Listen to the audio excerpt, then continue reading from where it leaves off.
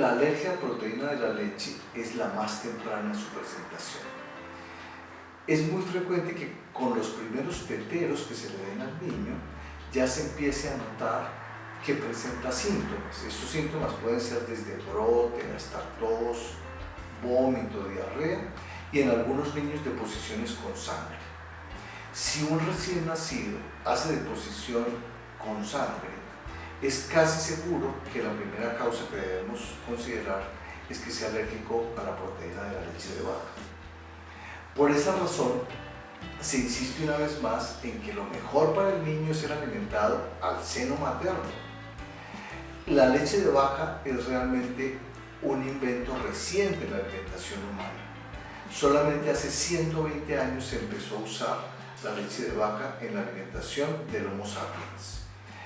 Ahora, es mucho más sano usar ciertas fórmulas o sucedáneos de la leche materna cuando no puede la madre alimentarlo que usar leche de vaca completa. Solamente se autoriza leche de vaca completa aproximadamente después de los 9 meses de edad.